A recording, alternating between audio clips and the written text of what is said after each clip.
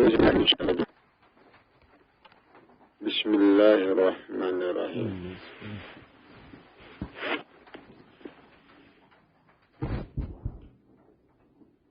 Assalamualaikum warahmatullahi wabarakatuh.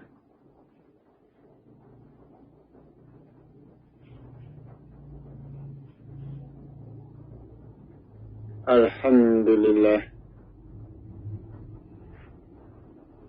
Alhamdulillahillazi nahmaduhu wa nasta'inu wa nastaghfiruh. Wa na'udzu billahi min shururi anfusina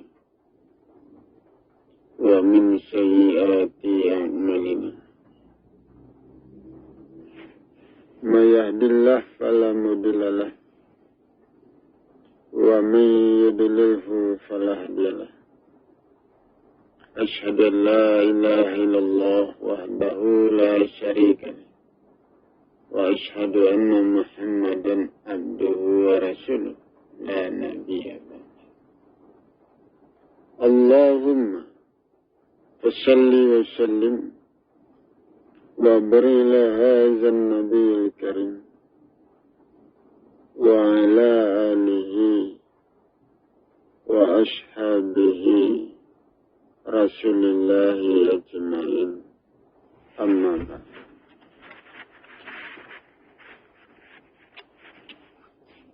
Fa ibadallah, ittaqullaha haqqa tuqatih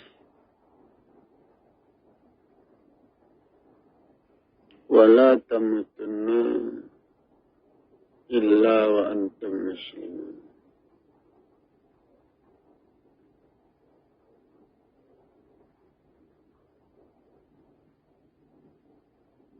Puji syukur kita berikan kepada Allah Subhanahu wa ta'ala,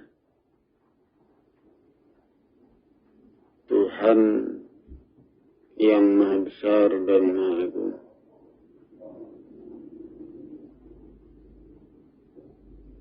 Salam hormat kita berikan pula kepada Muhammad Rasulullah sallallahu alaihi wasallam, Rasul terakhir dan penutup para nabi.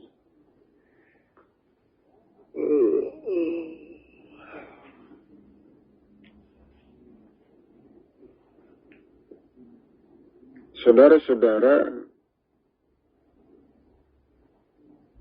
kaum muslimin jamaah yang saya hormati,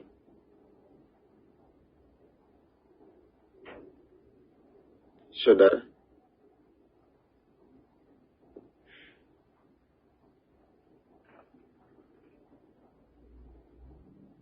Allah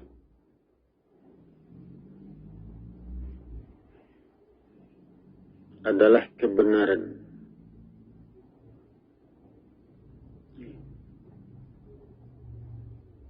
Kebenaran dari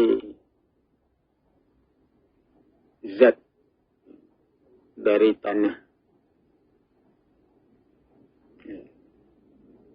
Apa saja yang tumbuh pada zat, pada tanah, apa saja yang terjadi, itu benar adanya.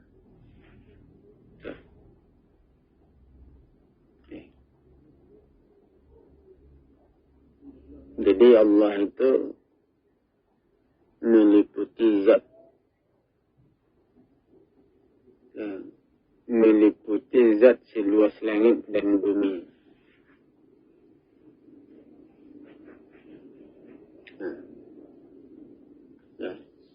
Allah itu menyatu dengan zat.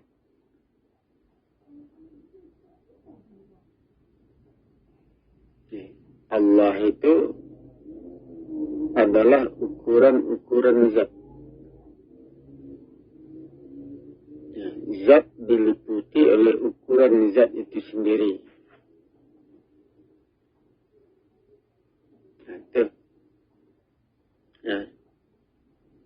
Zat itu berada di dalam ukuran dirinya sendiri.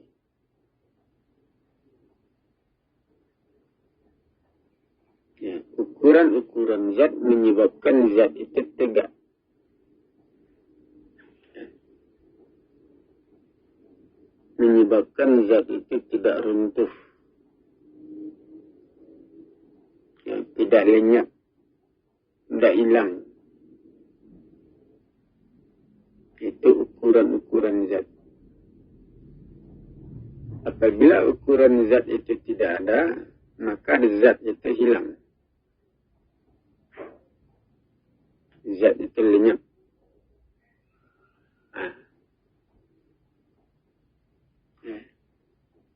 Jadi ukuran-ukuran zat itu yang menyatakan zat, yang mengadakan,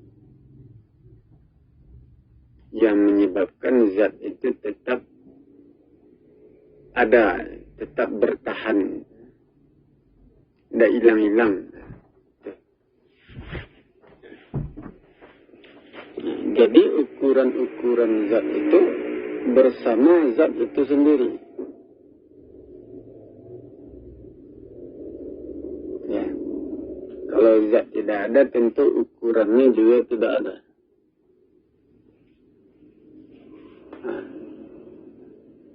Ya.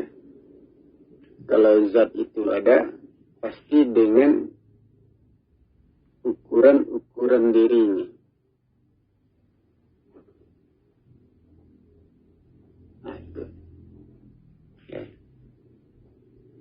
Nah, jadi yang ada itu dua. Ya.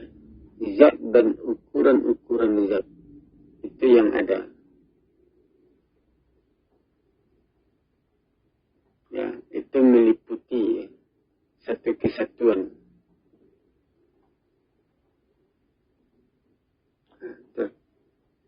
Nah, jadi zat itu berpegang kepada ukuran itu sehingga zat itu tidak jatuh atau tidak hilang, tidak lenyap.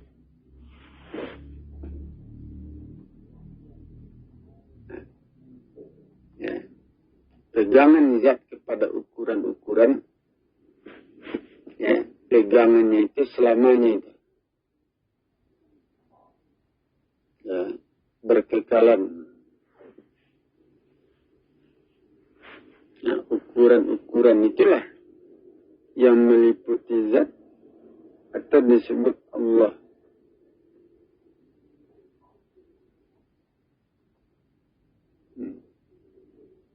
Ya, Allah meliputi zat, meliputi langit dan bumi, meliputi manusia.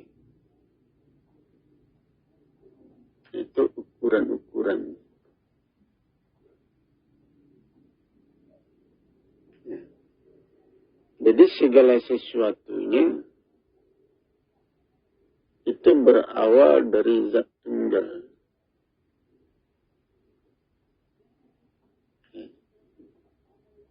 Zat tunggal. Ada zatnya. Berarti ada bentuknya. Berarti ada ukurannya. Ya. Zat tunggal itu saripati alam semesta.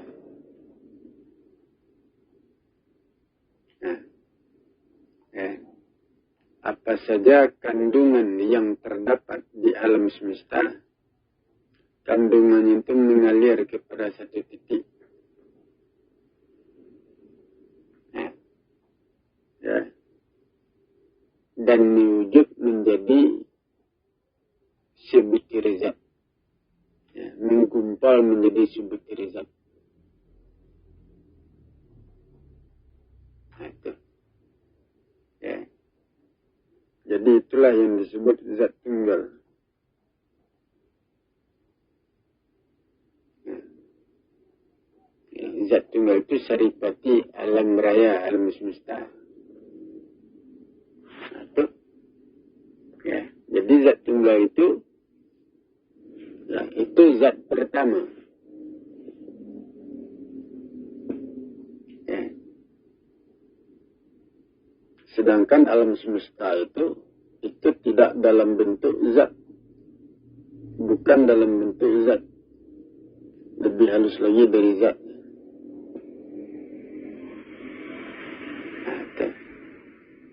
Ya. Jadi zat tunggal itulah yang disebut zat. Sebut dari zat. Ya. Alam semesta itu tidak bisa disebut zat. Nah, itu lebih halus lagi. Ya, saudara. Ya. Jadi segala sesuatu bersumber dari zat tunggal.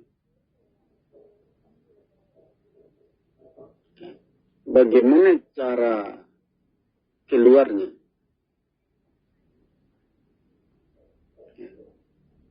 Ukuran-ukuran zat tunggal ya, itu mendorong zat itu tumbuh berkembang. Atau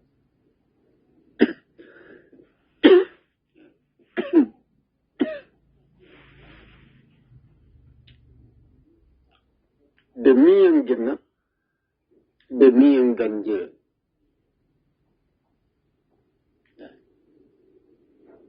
Di dalam zat tunggal itu terdapat dua. Terdapat perbedaan. Ya, zat tunggal itu sejenis zat. Ya. Kulit bagian luarnya kasar. Ya, bagian dalamnya halus. Ya, itu dua. Ya. Bagian luarnya misalkan panas, bagian dalamnya agak dingin. Ya, bagian luarnya keras, bagian dalamnya lembut. Nah, itu dua. Ya. Genap. Ya. Perbedaan itu menimbulkan reaksi. Menimbulkan gejolak. Ya. Menciptakan proses. Ya, itu. Ya. Proses yang terjadi pada zat tunggal itulah yang mendorong zat itu, ya, sehingga zat itu tumbuh, nah, melahirkan zat-zat baru, butiran-butiran zat yang banyak itu dikeluarkan dari proses itu. Nah, proses itu mendorong zat itu tumbuh. Pertumbuhan zat tentu dengan mengikuti dengan berkembangnya zat-zat, terciptanya zat-zat berikut. Ya, itu yang membuat zat itu tumbuh. Nah, itu. Dari sebutir zat menjadi banyak zat. Nah, sampai sebesar bumi.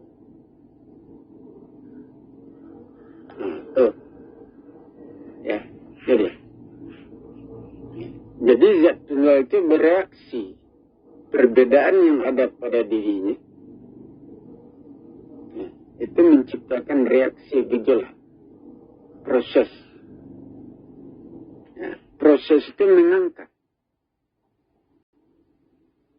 yang gaib yang ada pada dirinya itu diangkat dan diwujudkan menjadi zat-zat baru. Itu. Ya. Jadi zat bumi, zat langit dan bumi, ya, itu datang dari yang gaib. Gaib yang terdapat di dalam zat tunggal.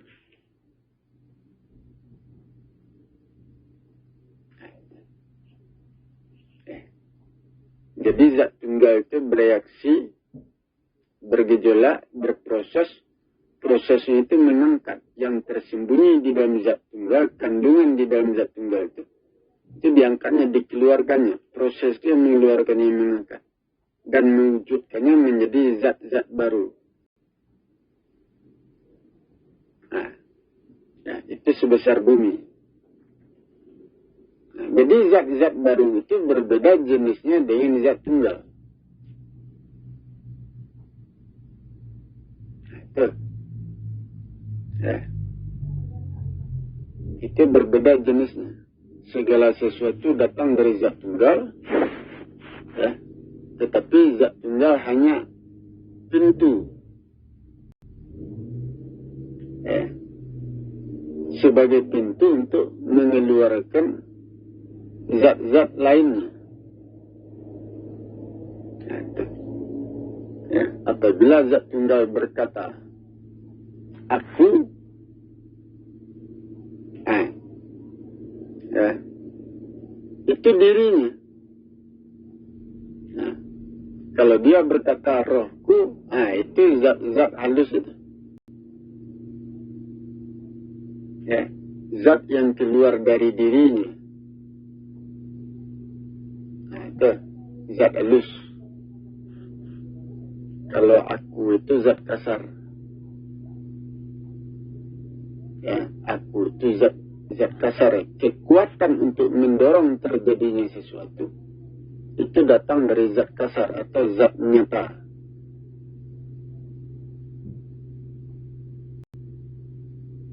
Nah, kekuatan itu datang dari sana. Ya, nah. Jadi aku itu zat kasar atau zat nyata. Sedangkan rohku itu zat halus. Nah, itu berbeda jenisnya itu. Jadi tidak sama. Ya, tidak sama itu. Akan nampak seperti tanah. Tanah ini berproses hidup, bergejolak. Proses yang terjadi pada tanah, nah, itu mengangkat yang gaib yang terdapat di dalam tanah itu diangkatnya, dinyatakannya menjadi biji-biji emas. Itu zat baru. Nah, diangkatnya terus itu. Proses itu mengangkat, menyatakan terus itu. Makin lama biji-biji emas itu semakin banyak. Itu berbeda zatnya dengan tanah. Nah, jadi tidak sama. Ya.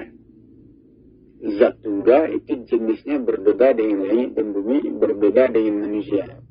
Walaupun segala sesuatu datang dari zat tunggal.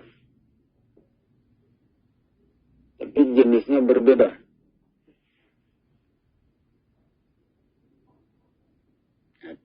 Jadi berdasarkan hukum, zat itu berdiri sendiri. Ya. Nah, tidak ada yang sama.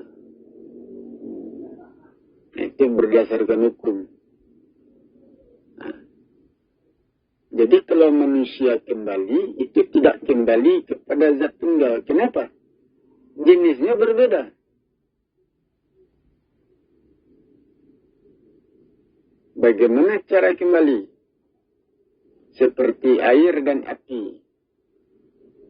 Nah, ya, api dikembalikan kepada air, tidak bisa itu. Jenis berbeda. Air dikembalikan kepada api, tidak bisa. Nah, itu.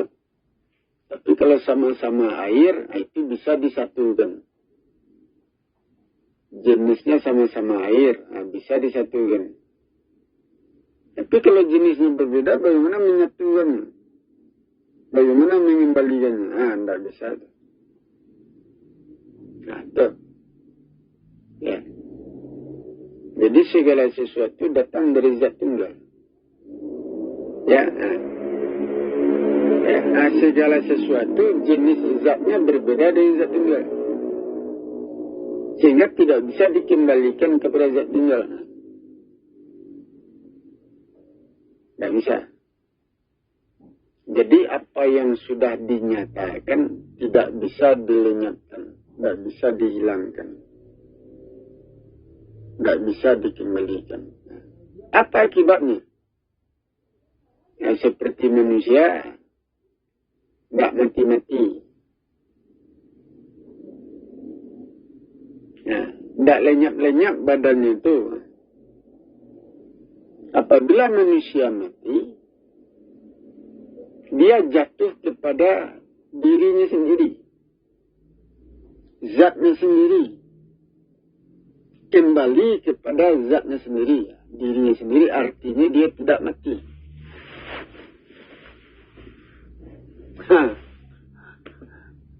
Itu. Ya, berbeda dengan pohon. Kalau pohon itu sudah lapuk, mati. Ya, jatuh dia ke tanah. Ya, bisa menyatu dengan tanah. Nah, itu.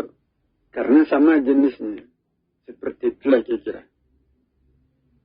Nah, tetapi kalau manusia mati, ya, itu jatuh kepada dirinya sendiri.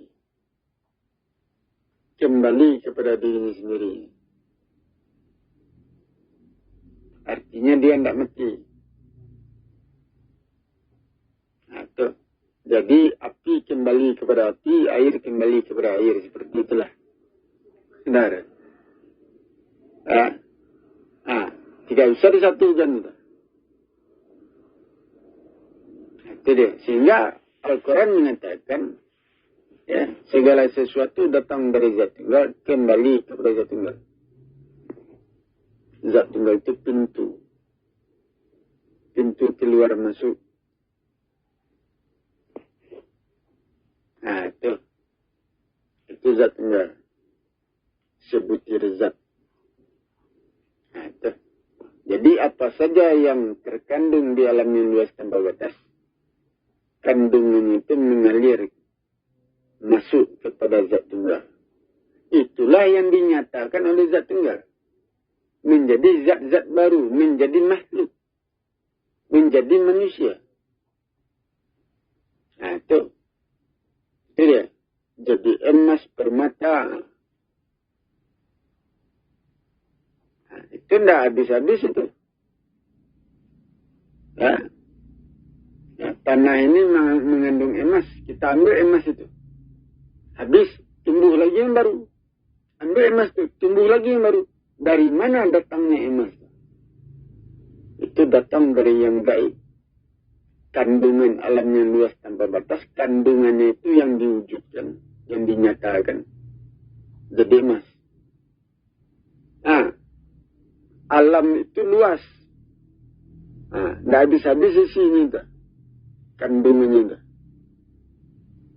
Ya, alam yang luas tanpa batas itu. Ya, kandungannya itu. Tidak habis-habis itu.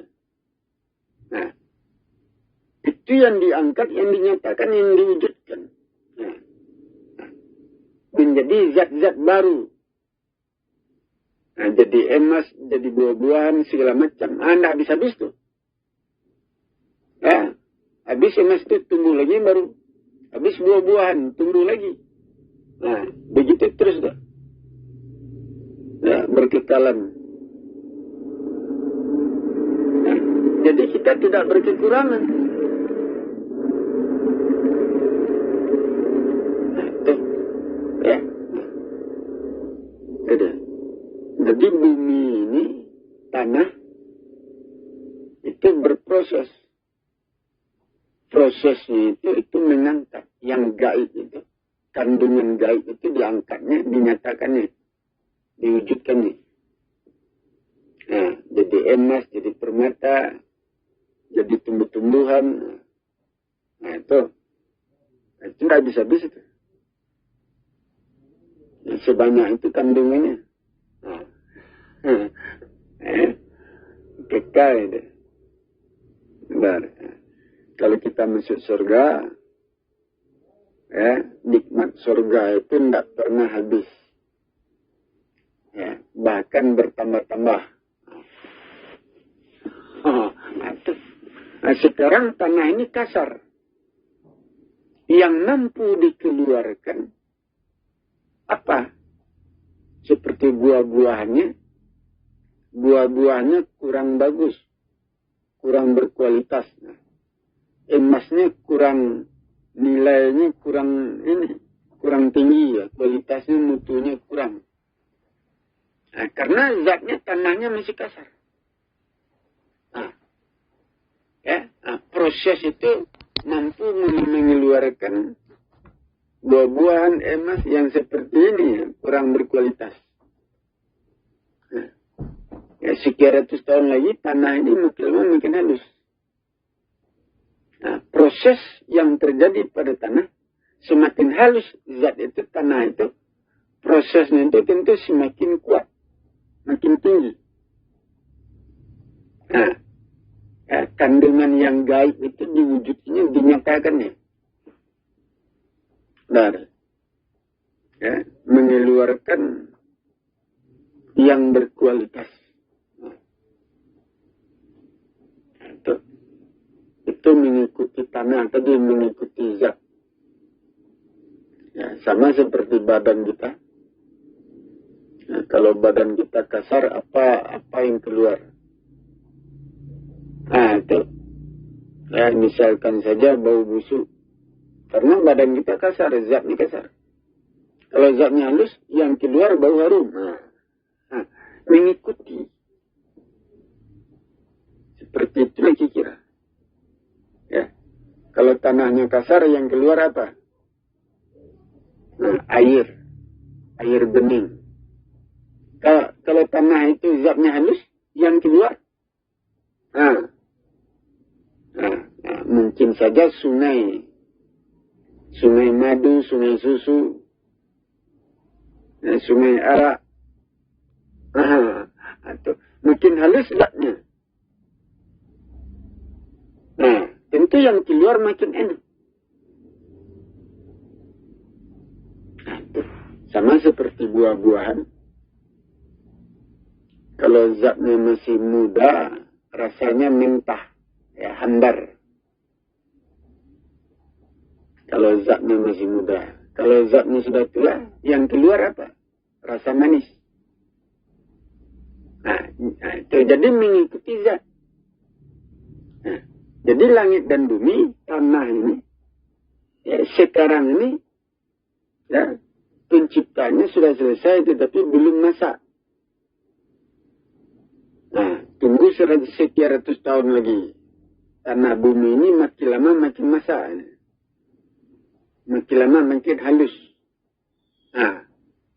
Kalau tanahnya sudah halus, sudah bagus, maka dia akan melahirkan segala sesuatu yang bermutu, berkualitas, berharga tinggi.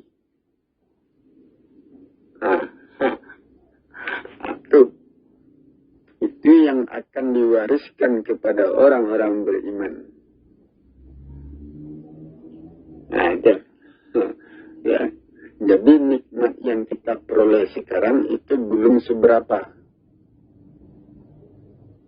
Ya, kualitasnya masih rendah.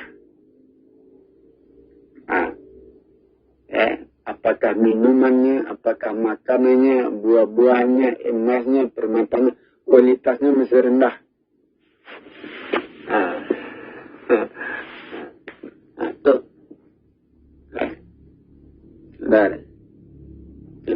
Jadi dikatakan bumi kami perbaharui. Di hari akhirat bumi kami ganti. Maksudnya apa? Diperbaharui. Tanah bumi ini, ya, tanah bumi ini tidak bagus. Mungkin sudah kering. Itu diperbaharui. Sehingga melahirkan nikmat rezeki yang baru. Air yang baru, buah-buahan baru. Emas, permata, tumbuh yang baru-baru. Atau jenis-jenis baru, itu tumbuh itu jenis-jenis baru. Kalau sekarang kita mungkin mengenal emas, batu, yang kita kenal sekarang, benar. Nanti tumbuh jenis baru. Nah, ya, sekarang kita mengenal buah. Buah mangga, buah pisang, buah durian, macam-macam. Ya, semakin bagus tanah ini, zat ini, maka dia melahirkan jenis baru, tanaman jenis baru. Nah, itu tentu buahnya baru boleh pula. Nah, rasanya makin enak. Itulah yang dikatakan surga. Kenikmatan surga yang belum pernah terpikirkan. Belum pernah kamu lihat. Nah, nikmat surga yang belum pernah dilihat. Nah, kan nampak. Benar. Kalau kita masuk surga ya seperti itu. Nah, itu proses. Nah, itu ya. Ya. Jadi semuanya itu datang dari yang gaib. Nah, itu. Tetapi alat untuk mengeluarkannya itu zat kasar. Proses yang terjadi pada zat kasar atau zat nyata, ya, proses itu menarik. Yang gaib itu tentu kandungannya gaib, tidak diketahui. Ya, nah,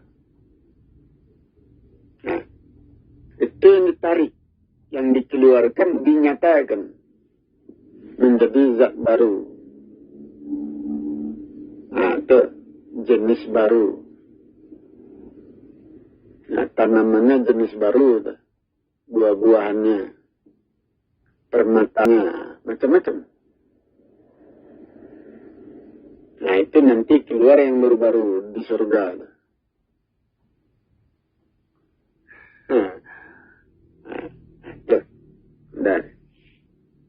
Itu proses alam.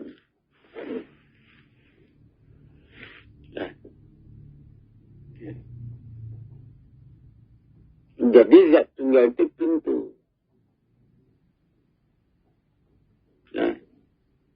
Tempat keluar masuk.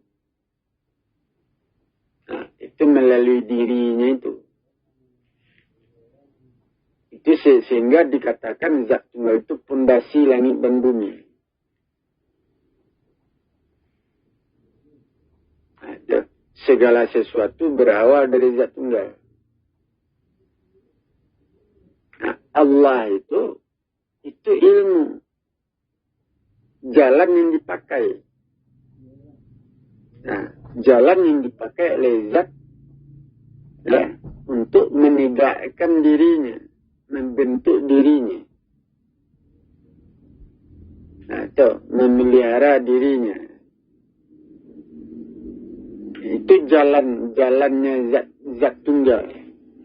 Jadi Allah itu sebuah ilmu. Ya, ilmu zat tunggal. Artinya zat tunggal itu mengikuti ilmunya. Zat tunggal mengikuti fitrahnya. Mengikuti jalannya. Jalan zat tunggal itulah yang disebut Allah. Itu.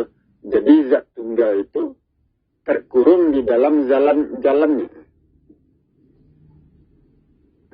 Nah, zat tunggal berjalan di dalam fitrahnya. Sebatas itu. Tidak pernah keluar. Ya, zat tunggal ya, dikembangkan, dibesarkan di dalam fitrahnya. Fitrahnya itu disebut Allah tadi. Nah, itu. Ya. Jadi zat itu ya, nah, itu berkembang di dalam fitrah, di dalam jalan, ya, nah, di dalam Allah itu seperti itu. Dan, ya, Jadi Allah itu ilmu. Ilmunya zat tunggal. Zat tunggal mengikuti ilmunya. Nah itu. Ya. Jadi zat tunggal tidak pernah putus hubungan dengan ilmunya. Tidak pernah ada. Ya. Jadi ilmu zat tunggal tentu menyatu dengan dirinya. Dengan perjalanan dirinya. Tentu menyatu itu ilmunya dah. Apabila zat tunggal berjalan, yang dia ikuti ilmunya. Nah, itu dah. Nah, ilmunya itu disebut Allah. Nah, jadi apabila Allah bekerja, nah, pekerjaannya itu terikat dengan zat tunggal. Zat tunggal yang membatasi pekerjaannya. Nah, itu. Benar. Nah, tidak. Ya. Nah, jadi keputusan itu berada pada zat tunggal. Kapan dimulai sesuatu, kapan diakhiri sesuatu. Itu zat tunggal. Keputusan itu.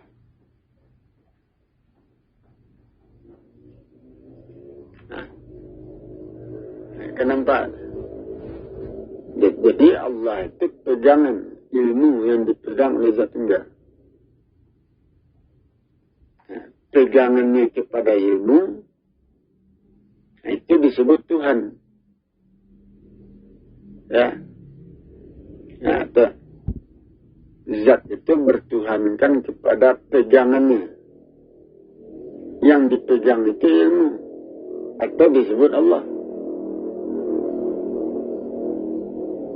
Nah, itu. Ya. Ilmu yang kita pegang, itulah yang memelihara diri kita. Ilmu yang kita pakai. Dengan ilmu itu kaki kita melangkah. Nah, dengan itu kita bergerak. Nah, itu. Ya. Tubuh kita terpelihara. Dengan ilmu. Tapi kalau kita keluar dari ilmu, tubuh kita rusak. Nah, itu. Darah. Pecah. Jadi ilmu itu yang kita pegang. Tangan kita, kaki kita, mata kita, telinga kita. Jantung, paru-paru, hati, limpa, semuanya. Itu berpegang kepada ilmu.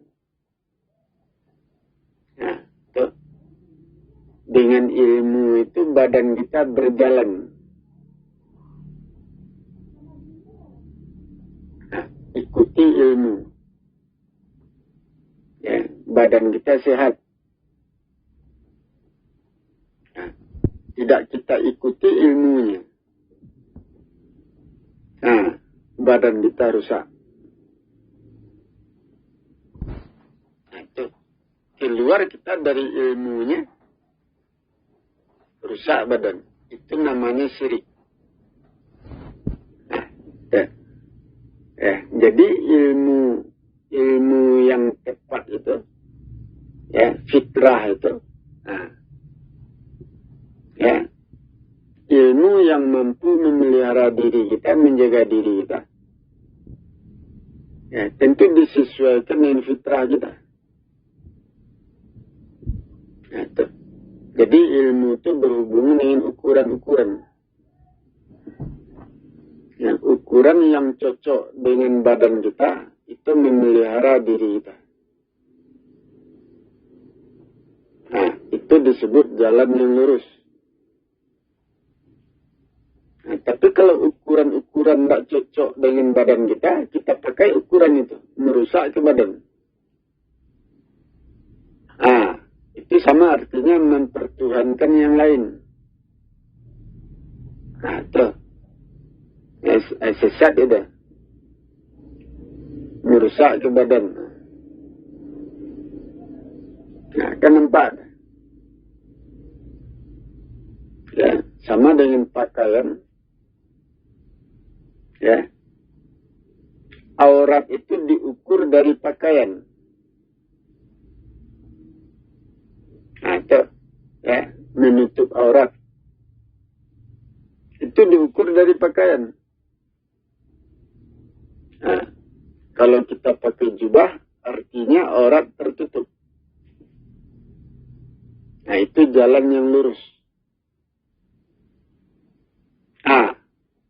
Ya. So, kalau kita perpendek pakaian kita, aurat terbuka.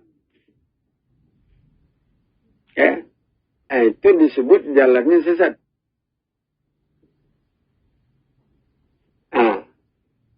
Nah, itu. Ya. Keluar dari jalan. Nah, itu. Jadi itu menentukan. Pakaian itu benda-benda itu. Itulah yang menentukan. Dari. Ya, baik buruknya diri kita. Ya, diterimanya kita sebagai orang beriman. Nah, itu yang menentukan itu. Ya. Kita pakai jubah tertutup badan kita seluruhnya. Aurat tertutup. Nah, itu disebut beriman itu. Patuh pada Tuhan. Ya. Nah, kita potong pakaian kita. Tentu terbuka aurat. Itu gara-gara pakaian loh. Gara-gara pakaian. Nah. Ya. Kita potong pakaian terbuka aurat. Jadi kafir. Jadi sat. Nah, tuh. Kita kurangi ukuran pakaian itu jadi sesat ya. Kita penuhi ukuran pakaian itu jadi beriman. Nah, itu saja masalahnya.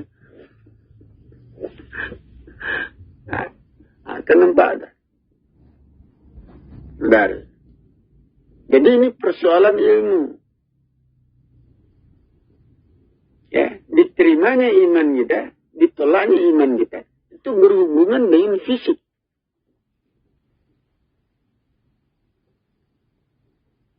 Ya, dengan benda-benda, pakaian, makanan, perhiasan, berhubungan dengan itu.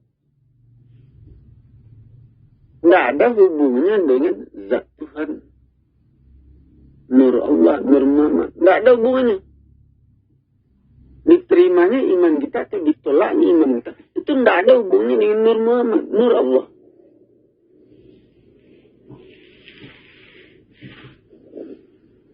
Nah, itu. Nah, jadi jalan yang lurus itu yang bagaimana? Jalan yang lurus tidak ada hubungannya dengan Nur Muhammad. Jalan yang lurus itu tentu cara kita dalam hidup. Ya, cara kita berpakaian, cara kita bergaul, cara makan minum, segala macam. Nah, ukuran-ukuran pakaian, ukuran-ukuran makan minum, ukuran dalam pergaulan. Ya, kalau memelihara diri kita, menyelamatkan diri kita, nah, itu orang beriman itu. Berhubungan itu.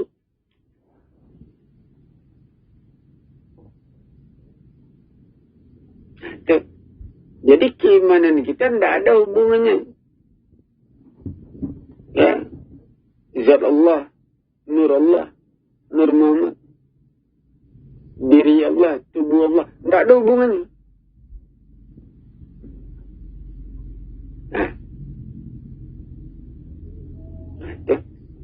Dari. Ya, kalau di dalam tarikat mungkin kajinya tentang melihat Allah, merasakan Allah di badannya. Kalau sudah terasa Allah di badan itu tanda beriman itu. Ya, iman itu kemana? Iman itu kemana? Kepada tubuh Allah, zat Allah, diri Allah. Enggak. Iman itu kepada jalan yang lurus. Cara-cara yang tepat, cara-cara yang benar. Dalam menjalani kehidupan ini. Iman itu ke sana. Bukan diarahkan kepada tubuh Allah, zat Allah. Nur Allah, Nur Muhammad. Bukan.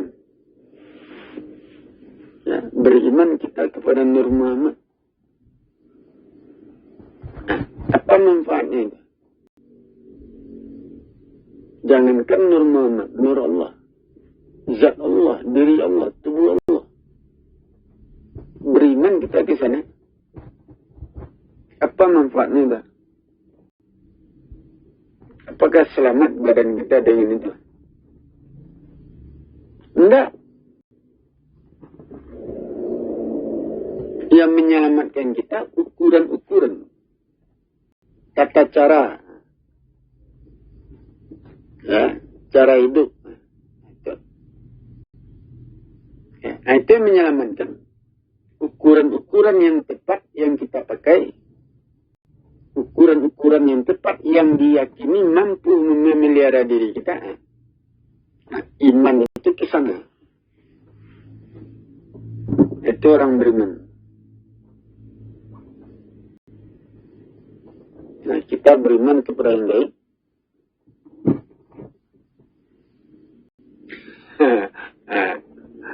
Akan nampak.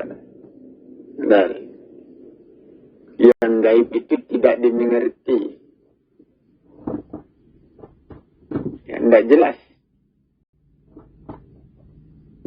Nah, sesungguhnya manusia tidak mengetahui apa itu iman. Apa itu Al-Quran, apa itu iman. Manusia tidak mengetahui. Setelah diberitahu, baru manusia mengetahuinya. Itu Al-Quran. Al-Quran yang bicara itu.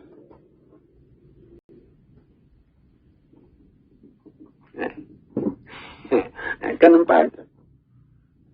Nah, itu gara-gara pakaian itu.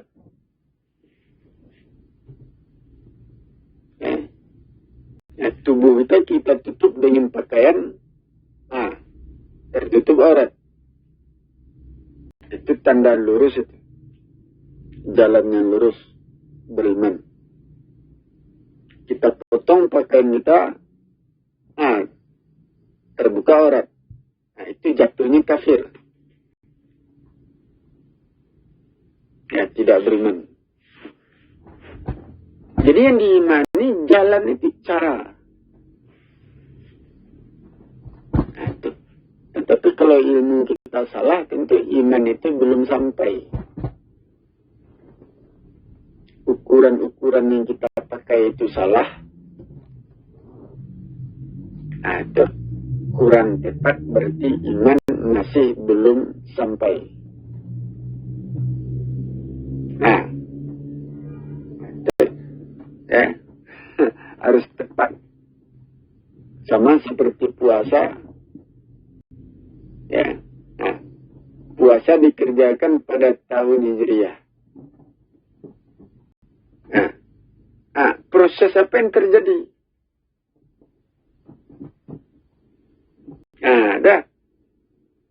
Proses apa yang terjadi apabila puasa 30 hari dikerjakan pada tahun Hijriah?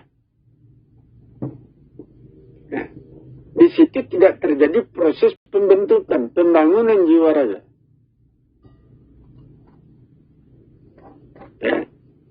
Tidak terjadi. Pembangunan jiwa raga kita didorong oleh proses alam.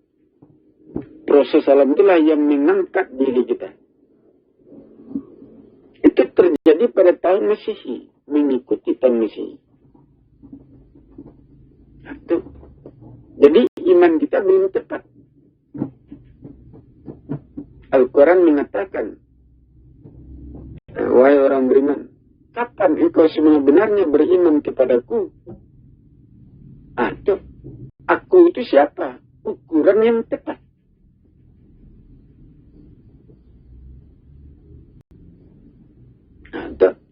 Ukuran-ukuran yang tepat. Nah,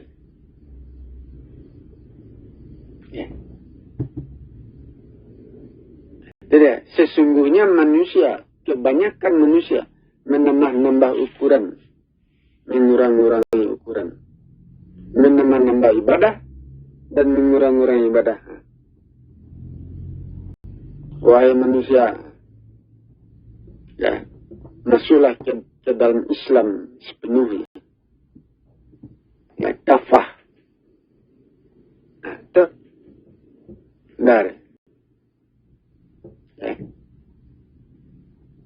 Jadi iman itu, terpegangnya iman itu apabila ukuran yang sebenar-benarnya itu terpegang, terikuti, ya, teramalkan.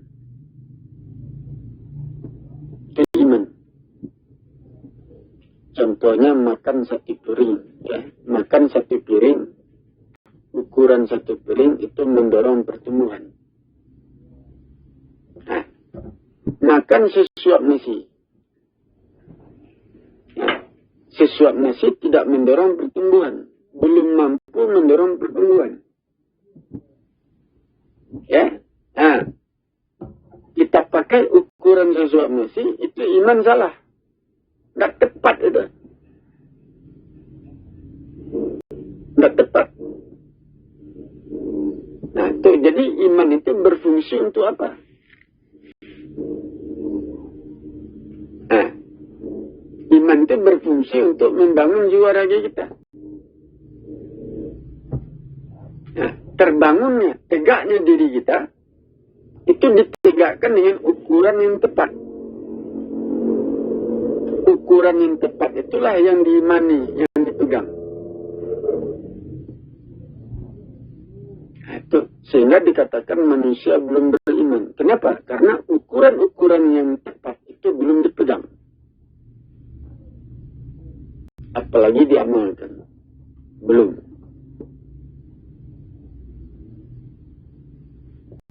Nah, belum dipegang itu.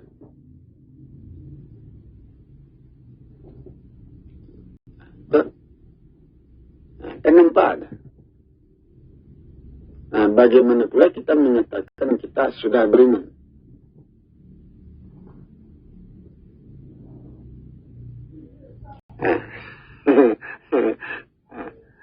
Itu, ya,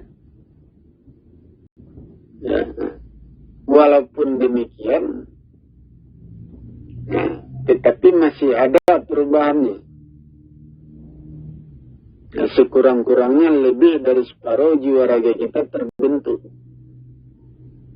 Tapi tidak sampai. Nah, ya, walaupun iman kita selama ini kurang tepat, ya, amalan yang kita kerjakan selama ini kurang tepat ukurannya, tetapi masih bekerja, masih mampu membentuk jiwa raga kita, misalkan saja 80%. Tapi hanya sebatas itu. Belum sempurna. Menyempurnakannya tentu membutuhkan ukuran yang tepat.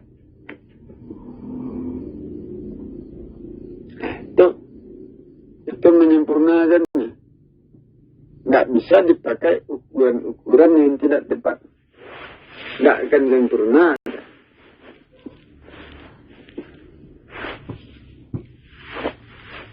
Ya, seperti makanan, kalau makanan kita cukup, dengan itu tubuh kita dibentuk. Itu. Jadi makanan itu harus dicukupkan untuk membentuk tubuh. Kalau makanan kurang bagaimana? Nggak bisa. Nggak bisa membentuk tubuh. Harus dicukupkan. Ukuran seperti itu. Kalau ukuran dikurangi bagaimana? Tidak terbentuk diri kita. Ukuran ibadah dikurangi. Ukuran makanan dikurangi. Banyak yang dikurangi ukuran. Tidak terbentuk diri.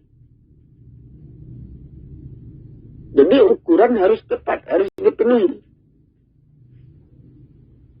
Supaya terjadi pembentukan.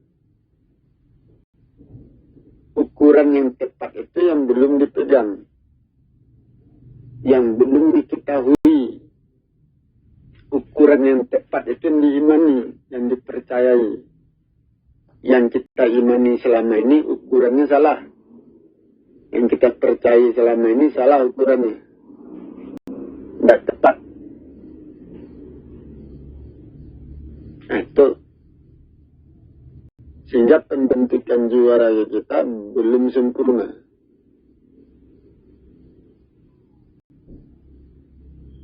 Nah, jadi harus dipenuhi ukuran itu. Sempurnakan ukuran.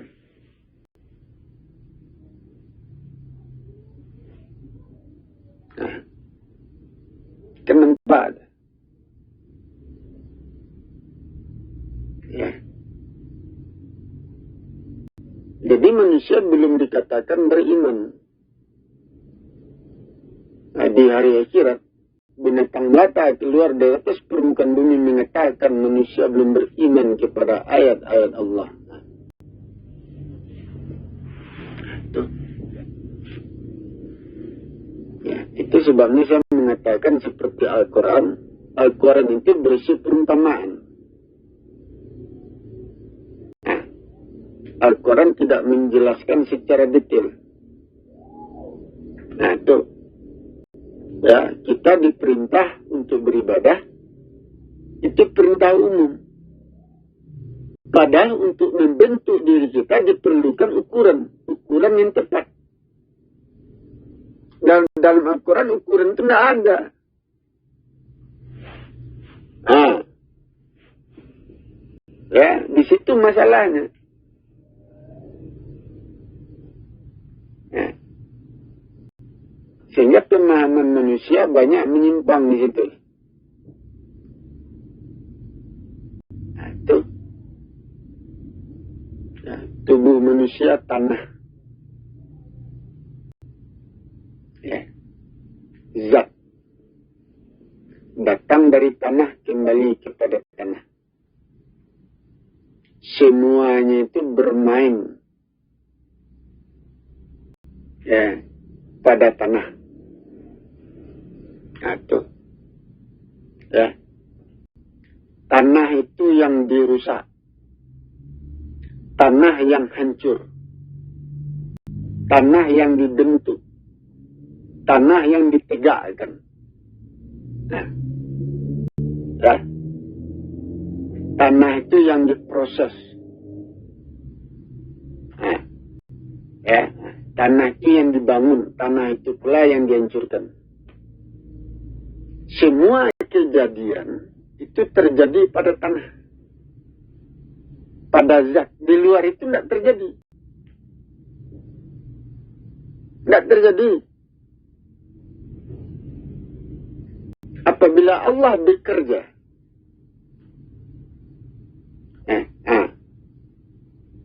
Dia bekerja di mana? Dia bekerja pada zat.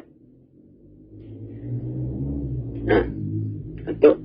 Allah menghancurkan. Yang dia hancurkan itu apa? Zat, benda.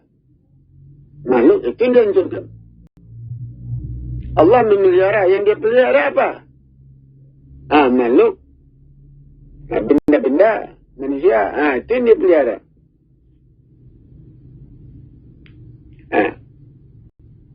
Itu Allah menjaga.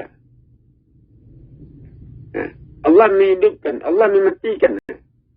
Itu benda-benda itu, makhluk itu, zat itu. Atau, ya.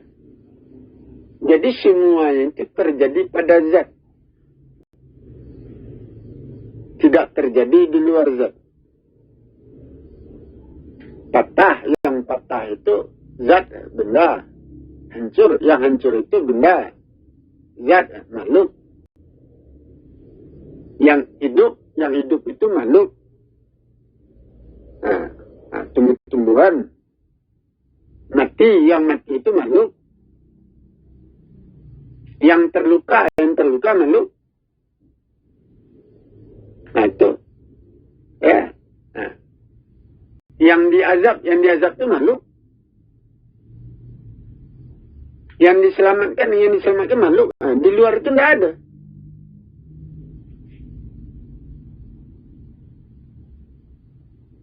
Tuh.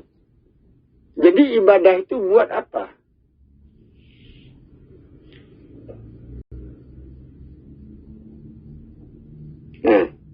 Ibadah itu buat diri kita. Membentuk diri, membangun diri, memelihara diri. Menyempurnakan jiwa raga. Tidak ada tujuan lain. Kita beribadah untuk yang gaib. Perbuatan itu berakibat kepada diri. Tidak sampai kepada yang gaib. Atau kalau kita bergerak, gerakan itu memanaskan tubuh kita, bukan memanaskan yang gaib.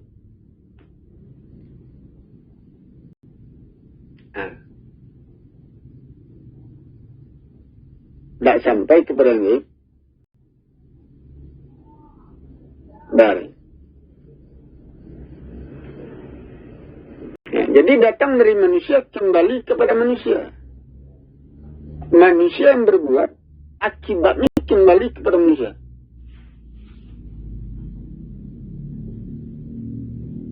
Jadi ibadah itu fungsinya apa? Manfaatnya apa? Untuk meluruskan itu, jalan itu, proses itu.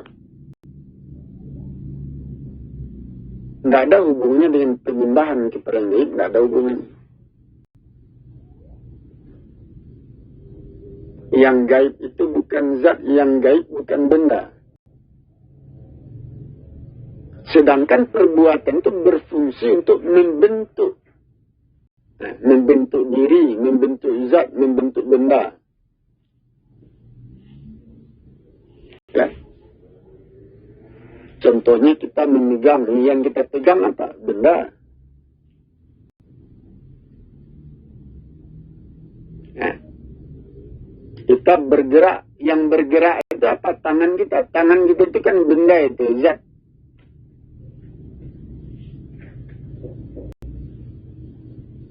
Ya. Kalau kita bergerak, badan kita panas. Kalau badan kita bergerak, diri kita terangkat. Ya, jadi akibat itu kembali kepada diri. Yang gaib tidak menerima akibat. Yang menerima akibat itu zat, makhluk, tubuh. Ya, itu yang menerima akibat.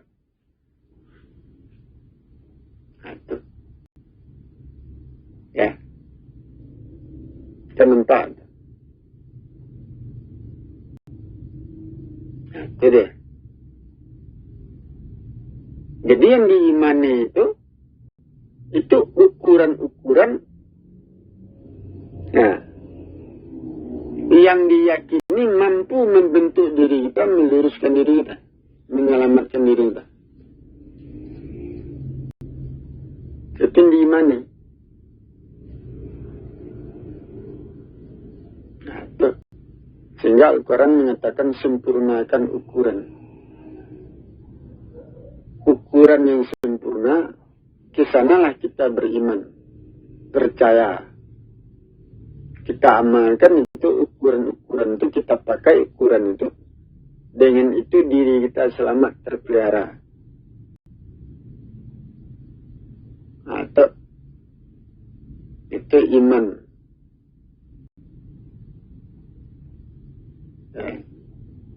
Kenapa ada?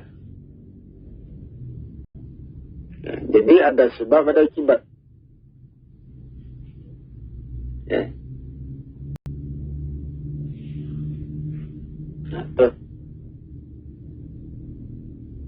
Jadi belum ada. Manusia yang sebenar-benarnya beriman itu belum ada. Padahal selama ini kita mengatakan sudah beriman. Selama ini kita percaya, kita sudah beriman kepada Allah. Ya. Tapi Al-Quran mengatakan di hari akhirat, manusia belum beriman. Binatang melata keluar dari atas permukaan bumi mengatakan manusia belum beriman kepada ayat Allah. Ya, padahal kita sudah mengatakan beriman itu. Sudah yakin kita beriman. Tetapi di hari akhirat itu dikatakan belum.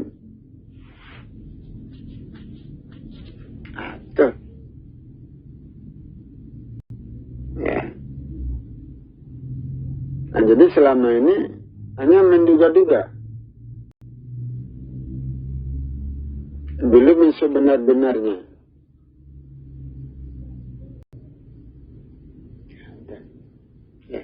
Jadi tubuh manusia zat diarahkan ke tubuh itu semuanya. Jangan keluar dari tubuh.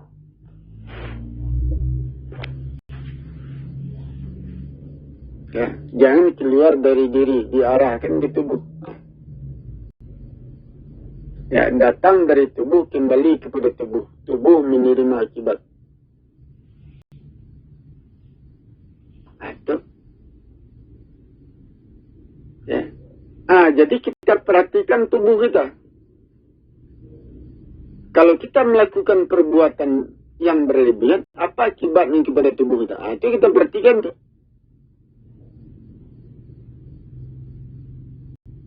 Ya, seperti tarekat. Kita tenggelamkan diri kita kepada yang gaib. Ya, maka jasad kasar kita melemah. Itu akibatnya. Ya. Apabila jasad kasar kita melemah, ya, maka kita keluar dari fitrah, keluar dari keseimbangan. Itu menjadi salah.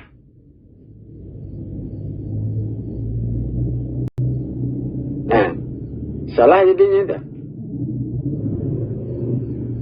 Ya. Jadi orang-orang tarekat, orang-orang yang mencari Tuhan, dia menenggelamkan dirinya kepada yang gaib, menjatuhkan dirinya kepada yang gaib, ya, ya, sehingga jasmaninya, jasadnya pun menjadi lemah, jatuh. Apabila jasadnya jatuh, nah, itu artinya dia keluar dari fitrahnya, keluar dari keadaan dirinya. Nah, itu, ya, itu namanya jalan tidak lurus, tidak selamat. Nah, kita mengatakan sudah selamat itu. Ya. Benar. Orang-orang yang mencari Tuhan, ya, biasanya orang-orang yang bertarikat, itu mengaku sudah selamat itu. Ya. Masuk surga tidak dipelajari lebih dulu.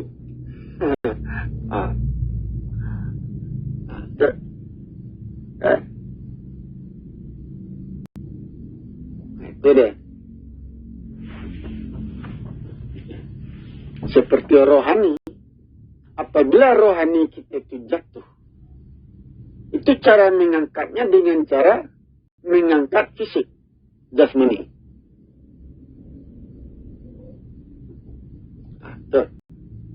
Ya.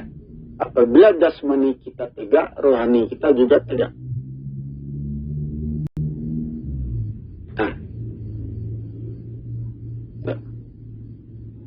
Apabila rohani kita jatuh,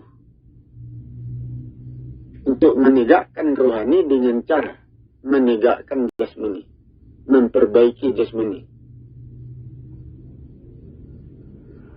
Tetapi apabila jasmani kita jatuh, maka rohani kita tidak bisa ditegakkan. Karena alat untuk menegakkan rohani itu jasmani. Apabila jasmani kita jatuh, maka rohani tidak tegak. Nah, itu artinya kita sudah keluar dari jalan yang lurus. Tuh. Jadi yang menjadi ukuran itu jasmani, jasad, zat kasar. Itu yang menjadi ukuran, yang menjadi pegangan. Artinya kita jangan sampai keluar dari zat kasar, zat nyata, jasad. Ya, tubuh kita itu diusahakan normal, seimbang. Jangan sampai jatuh. Gara-gara mengutamakan rohani, jasmani kita jatuh. Itu tidak boleh. Nah, itu. Ya. Jasmani kita diusahakan normal, seimbang. Silahkan melakukan apa saja, silahkan mengikuti ibadah apa saja, tapi jasmani jangan sampai jatuh. Kalau jasmani kita jatuh, rohani kita juga jatuh. Tidak bisa ditegakkan. Nah, rohani bersandar kepada jasmani. Kalau jasmani jatuh, rohani jatuh. Bagaimana cara menegakkannya? Tidak bisa. Tegakkan jasmani. Angkat jasmani untuk mengangkat rohani. Nah, itu. Ya. Jadi jangan biarkan jasmani jatuh.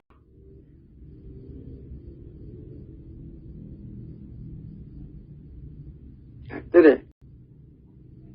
Ya, saudara. Ya. Nah, itu yang harus diperhatikan ini.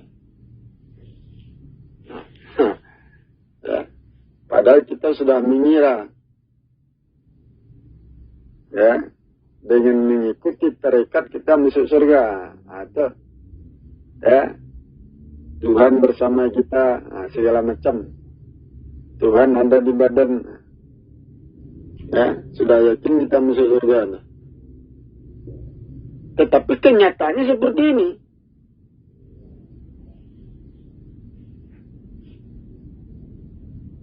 Itu. Ya. Seperti orang, ya seperti di zaman sekarang, orang yang punya kelebihan, ya, katanya wali Tuhan, punya mukjizat, punya kesaktian. Dari. Ya. Apakah dia yakin dia selamat, dia masuk surga? Yakin jalannya sudah lurus sudah? Atau kelebihan manusia, kepandaian manusia. Nah, kalau tidak pandai dia mempergunakan kelebihannya, kepandaiannya, keahliannya.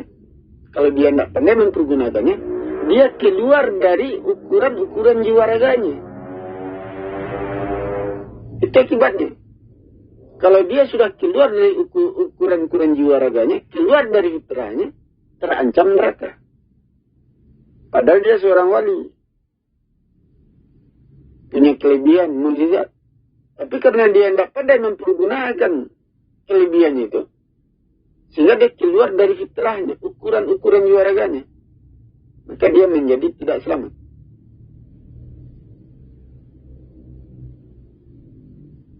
Itu terancam neraka.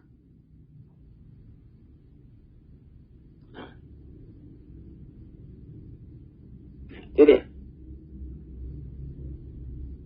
Kenapa ada? Ya, padahal orang-orang yang punya kelebihan, dia sudah yakin. Ya, punya kelebihan, punya mukjizat segala macam. Ya, mereka yakin. Mereka masuk surga.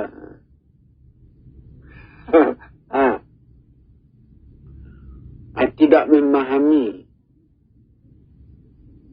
proses ini, jalan ini tidak dipahami.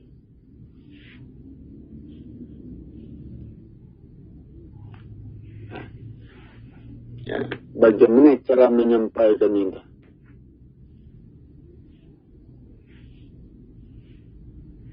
Ya. Dar.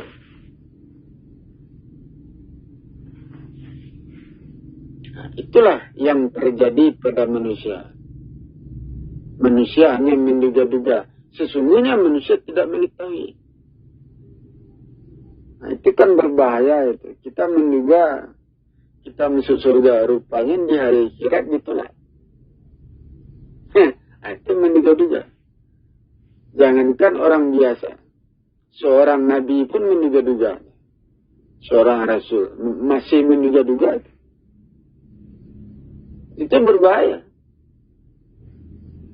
Ya, diduga masuk surga di hari akhirat. Nah, ditahan. Gak masuk surga. Itu gara-gara menduga.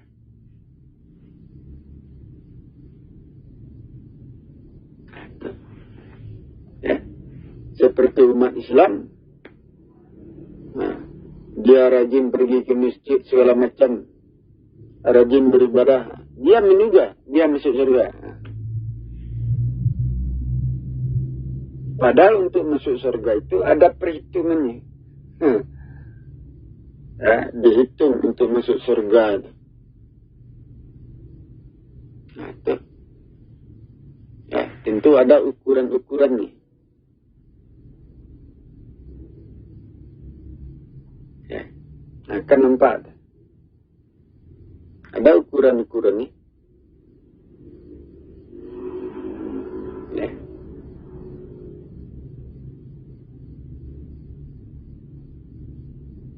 Jadi itulah proses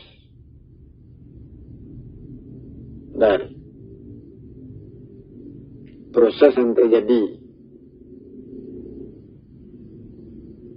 Ya, contohnya saja kemuliaan. Orang-orang beriman di sisi Allah itu mulia. Kalau dia bodoh bagaimana? Apakah dia mulia, dimuliakan?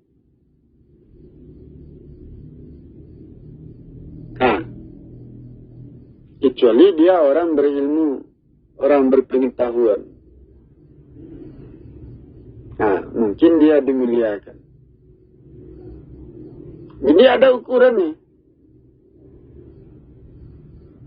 Betul Allah memuliakan orang-orang beriman, tapi yang bagaimana jalannya itu? Ya, contohnya saja kita punya jabatan. Gara-gara jabatan itu kita dimuliakan, ditinggikan, dihargai. Kalau kita tidak punya jabatan, siapa yang akan menghargai, meninggikan, memuliakan? Tidak ada. Jadi manusia terikat dengan jabatan untuk mengangkat dirinya. Semakin naik jabatannya, kemuliaannya makin tinggi. Ya, makin tinggi kemuliaannya. Begitu cara mengangkatnya. Tapi jabatan kita tidak ada, kepandaian tidak ada. Pengetahuan kurang. Mulia pula itu. Walaupun mulia, berapa tinggi kemuliaan itu? Rendah. Tidak tinggi. Jadi orang-orang yang mendapatkan kemuliaan itu, ya, itu biasanya orang besar. Orang berpengetahuan. Orang punya jabatan. Itu biasanya. Itu yang tertinggi mendapatkan kemuliaan. Jadi kemuliaan diikat dengan itu. Kalau kita lepaskan jabatan itu, kemuliaan kita jatuh. Begitulah kira-kira. Itu cara mempertahankan itu. Itu alat. Alat itu. Jabatan itu alat untuk mengangkat. Itu. Seperti tubuh kita. Tubuh kita kasar misalkan. Itu. Kekasaran tubuh kita itu meningkatkan kekuatan. Ya. Semakin kasar tubuh kita, kekuatan semakin naik, makin meningkat. Itu mengikuti, mengiringi. Tapi kalau tubuh kita tidak kasar, kekuatan menurun. Jadi terikat itu.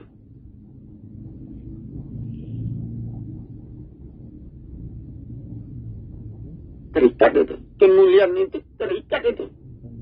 Untuk mengangkatnya itu diikat dengan apa? Baru terangkat dia. Contohnya perilaku yang baik. Nah, ya, diikat dengan perilaku yang baik. Semakin baik perilaku kita, semakin kemuliaan kita semakin tinggi. Nah, diikat. Ditambah pula dengan pengetahuan, keahlian, jabatan. Nah, itu semakin naik kemuliaan kita. Diikat dengan kita. Begitu.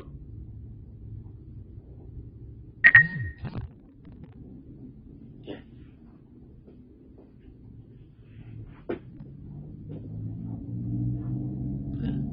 Itu proses alam.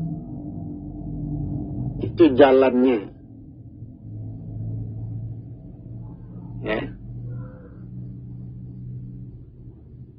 Keimanan seperti itu diikat pula. Iman itu kuatnya di mana? Kapan kuatnya iman itu? Apabila diikat dengan ukuran yang tepat. Kita pegang ukuran-ukuran yang tepat. Nah, iman melekat di situ, kuat di situ. Tapi kalau ukurannya dikurangi, ukurannya ditambah, iman lepas dari diri kita. Tak beriman. Lepas tu.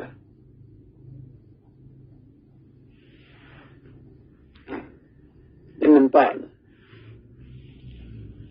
Jadi yang membuat kita beriman itu ukuran-ukuran yang tepat. Ya. Bukan membaca salawat puluhan kali. Bukan itu yang membuat kita beriman. Nah, itu percaya semuanya datang dari Nur Muhammad. Tajalli. Nur Muhammad semuanya. Yang membuat kita beriman bukan itu.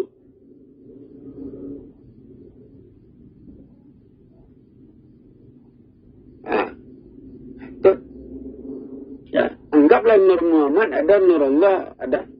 Ya. Tapi yang membuat kita beriman bukan itu. Jadi tidak ada manfaatnya itu, Nur itu. Tidak ada gunanya. Ya, tidak memberikan perubahan pada diri.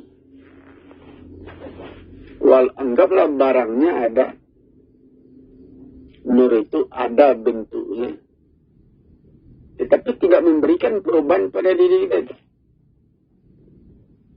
Nah, kan percuma saja itu. Ya, seperti zat Allah, diri Allah, tubuh Allah. Ya, itu bukan penyebab yang menyebabkan kita beriman. Ya. Nah, walaupun dirinya ada, tubuhnya ada. Tapi itu bukan penyebab yang menyebabkan kita beriman. Iman itu kan semakin beriman semakin tergenggam. Badan kita makin tergenggam. Semakin beriman kita, badan kita makin kuat. Nah, tergenggamnya tubuh kita itu dengan ukuran. Semakin cepat ukurannya tubuh kita makin naik, makin tegak, makin tergenggam. Itu. Ya. Jadi iman itu tujuannya untuk mengangkat itu. Nah, yang mengangkat itu apa? Ukuran. Semakin tepat ukurannya, tubuh kita makin tegak. Itu yang mengangkat.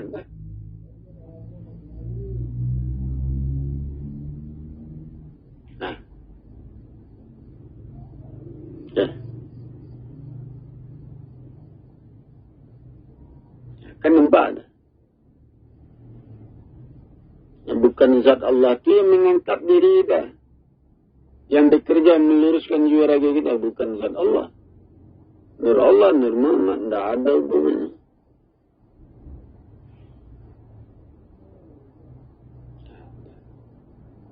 Jadi beriman kepada Allah yang diimani ukuran-ukuran itu.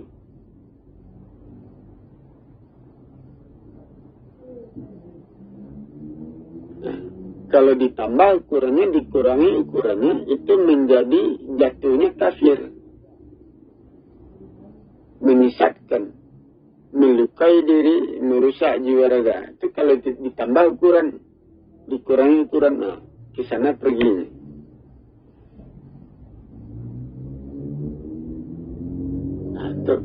Ukuran-ukuran itu ada pada benda, ada pada zat, ada pada makanan, segala macam.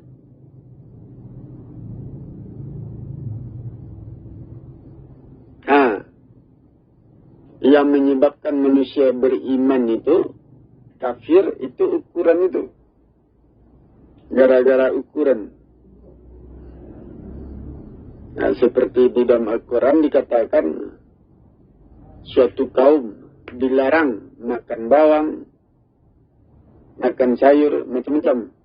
Dilarang. Tapi tidak dipatuhi oleh kaum itu. Maka mereka dapat azab, kafir. Itu gara-gara makanan itu. Nah. Kenapa ada? Gara-gara makanan. Kenapa dilarang? Mungkin saja yang dimakan itu merusak ke badannya pada waktu itu, pada zaman itu. Itu sebabnya dilarang. Nah, itu. Ya. Kalau dimakan juga jatuhnya kafir. Nah, jadi segala sesuatu yang merusak ke badan kita, ya, kalau kita makan, itu jatuhnya kita itu kafir.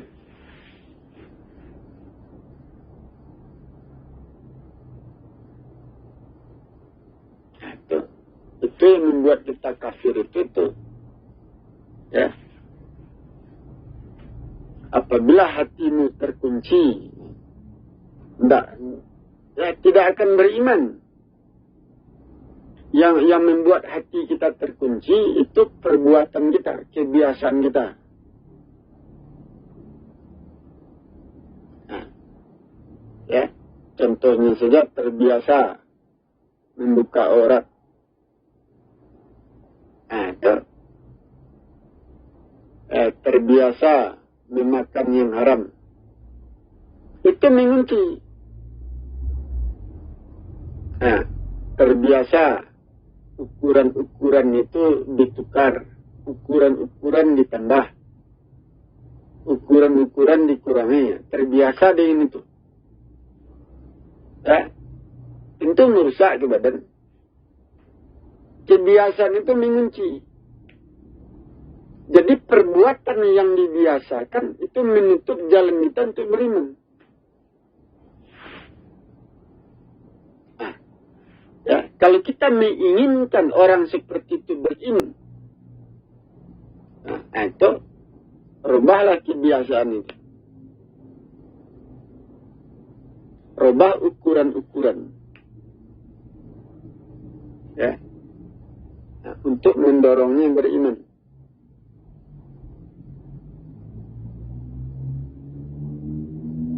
Ya. Jadi ukuran-ukuran itu yang mengunci, yang menutup, yang membuka. Kan ukuran itu sebenarnya. Ya. Ukuran itu. Ya. Contohnya kalau ukurannya kita tambah, nah, seperti cincin, ya, kita memakai cincin satu, itu meluruskan jiwa raga kita, jumlahnya satu. Kita tambah ukurannya, ya, kita pakai 3 buah cincin, 4 buah cincin. Nah, itu akibatnya lain pula itu. Ya, nah, kalau 4 cincin itu mengkasarkan diri kita. Nah, mungkin meningkatkan kekuatan kita, keberanian kita. Itu menambah ukuran.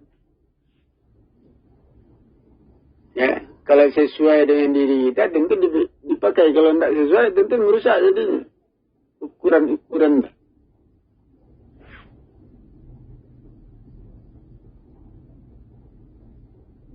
Ya, jadi segala sesuatu itu ada sebab akibatnya. Nah, ibadah seperti itu pula. Nah, untuk menegakkan kita bagaimana caranya? Ya, badan kita beku, dingin.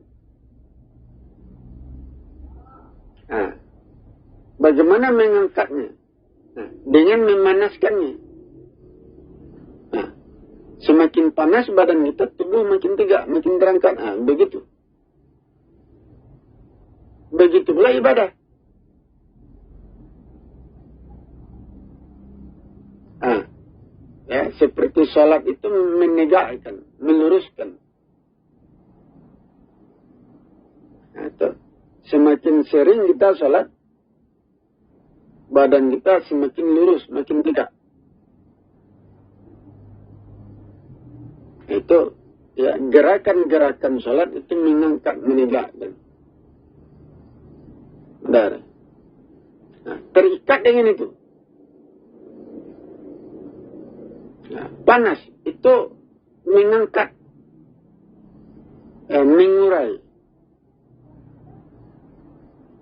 Nah, diurainya, panas itu mengurai, mengembangkan.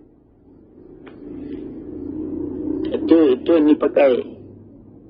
Kalau sholat itu tidak bisa mengurai. Nah, tuh badan kita beku. Sholat tidak mampu mengurainya, meleburnya, mengembangkannya. Tidak bisa tuh. Yang mampu mengurai, mengembangkannya, itu panas. Semakin terurai diri kita, makin berkembang jiwa raga kita, badan kita makin terangkat. Itu dengan panas. Dicari panas yang tinggi. Nah, itu yang membuat panas itu proses. Ya, semakin tinggi proses panasnya makin tinggi, makin naik. Kalau prosesnya turun, rendah, itu makin dingin. Nah,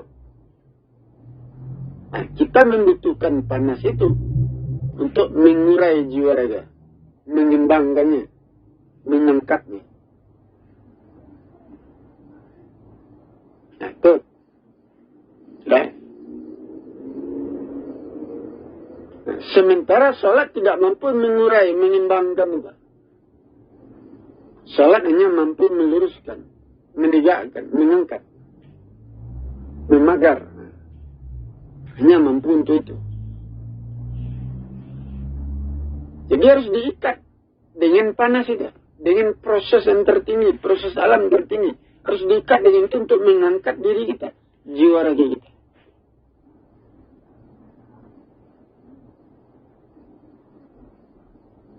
Itu dia. Ya, diikat.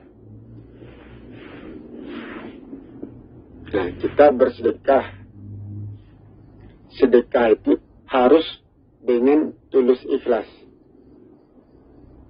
Ya, yang menyebabkan kita tulus ikhlas itu apa? Yang mampu, ya, yang menyebabkan kita bisa menumpahkan ketulusan itu, keikhlasan itu apa? Panas.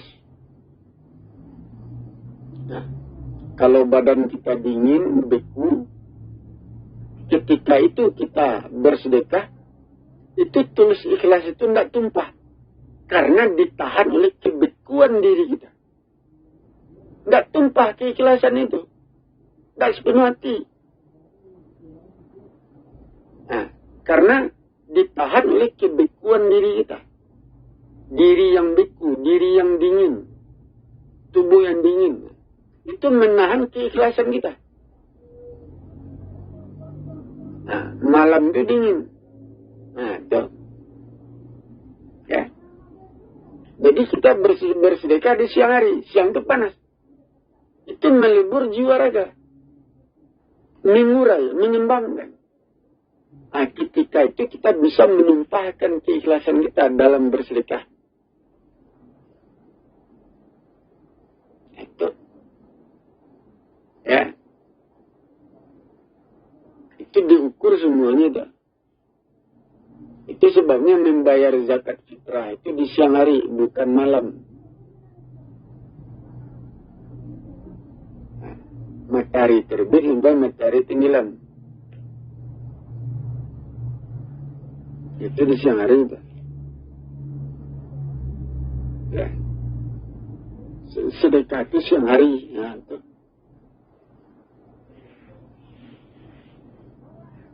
Begitulah kira.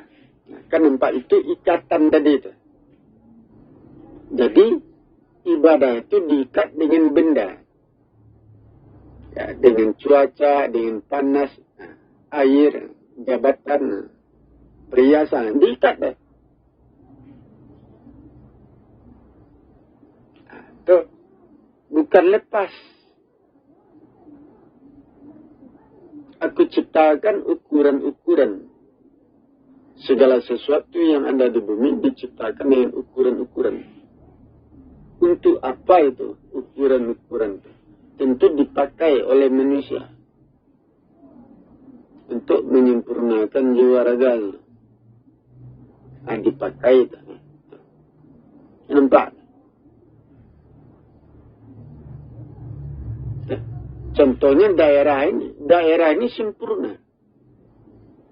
Daerah yang sempurna itu bekerja menyempurnakan manusia yang tinggal di atasnya. Nah, daerah yang seimbang itu menyeimbangkan jiwa raga manusia. Tapi kalau daerahnya tidak seimbang, membuat jiwa raga manusia jatuh, miring, condong. Terikat itu. Ada hubungannya. Rasulullah tinggal di Arab. Arab itu berat sebelah. Arab itu daerahnya alamnya tidak sempurna, tidak lengkap. Nah, ya, letaknya di bagian utara.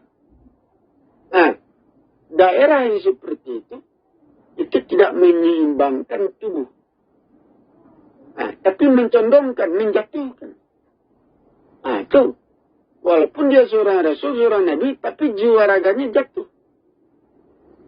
Ya, tidak seimbang. Tidak normal. Condong. Jadi alam itu yang mencondongkan jiwa raganya. Yang membuat jiwa raganya tidak seimbang. Itu alam itu.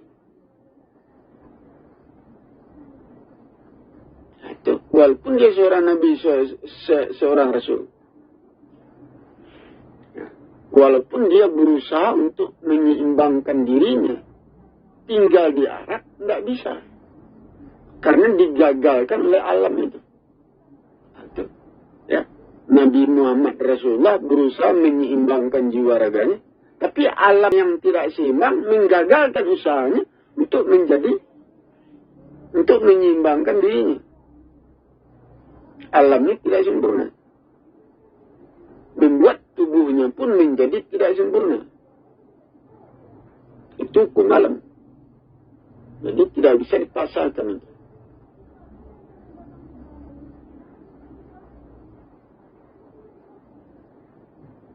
Nah, itu. Ya. Jadi ada ikatan-ikatannya itu.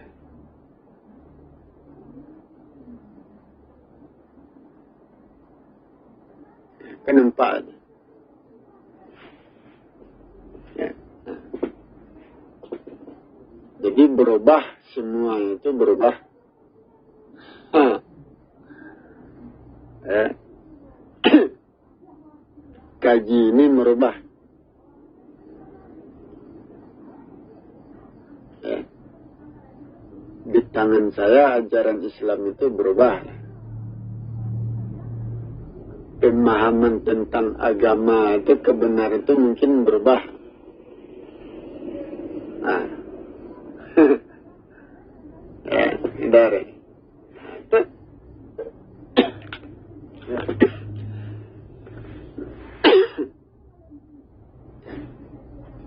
Jadi bumi ini jalan bagi manusia. Ya.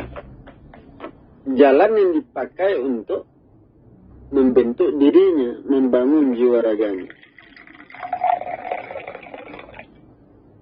Nah, itu ya. Ya. Jadi yang membuat manusia gagal berhasil itu bumi ini. Ya. Tata letak benda-benda, segala sesuatu yang ada di bumi, itulah yang membuat manusia berhasil atau gagal dalam membangun jiwa raganya.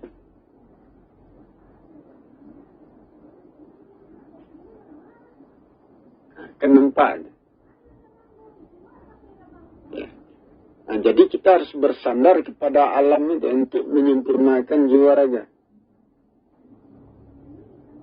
Bukan bersandar kepada pahala.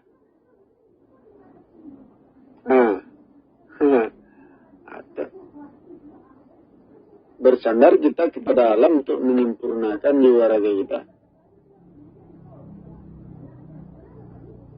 Dan jadi kembali kepada fitrah alam. Nah, ke sana ceritanya ke sana, kembali kepada fitrah alam. Jangan keluar. Nah, itu deh. Jadi ibadah itu harus diikat dengan alam.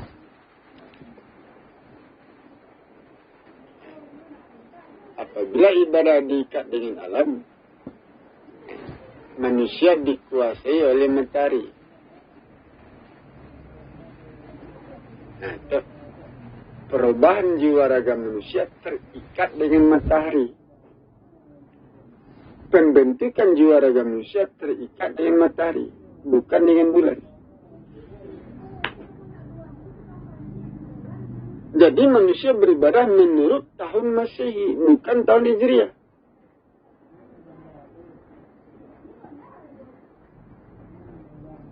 Nah, nampak. Ya.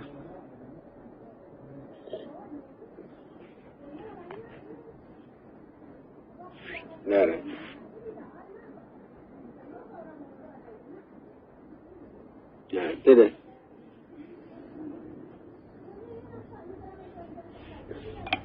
Nah, jadi itu proses alam. Proses alam itulah yang bekerja, mengangkat manusia, menegakkan manusia. Membentuk manusia sampai sempurna. Jadi kita pakai alam itu. Tidak cukup keyakinan saja, tidak cukup. Yakin pada Tuhan. Ya. Tuhan menyempurnakan jiwa raga kita. Tidak cukup.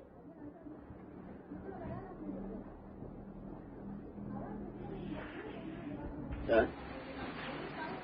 Kan nampak.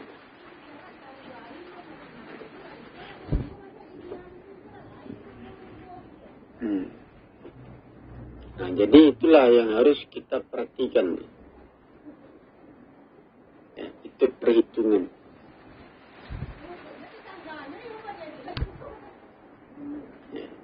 Tidak akan terjadi sesuatu ya, kecuali ada dasar hukumnya. Ya, akan nampak. Nah,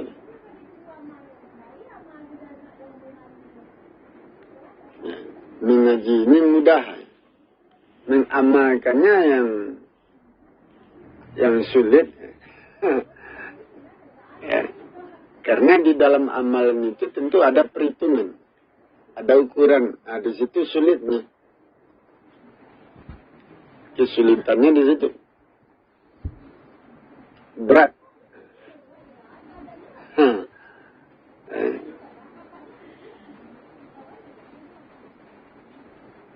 Nah, akan nampak.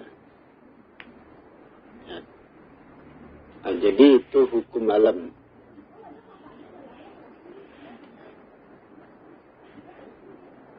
Benar.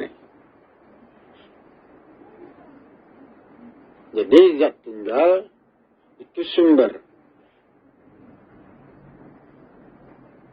Ya. Sumber segala sesuatu. Dari zat tunggal dikeluarkan semuanya. yang sudah keluar tidak bisa dikembalikan. Tidak bisa pula dilenyapkan. Nah, ya, itu tetap itu. Ya. Nah.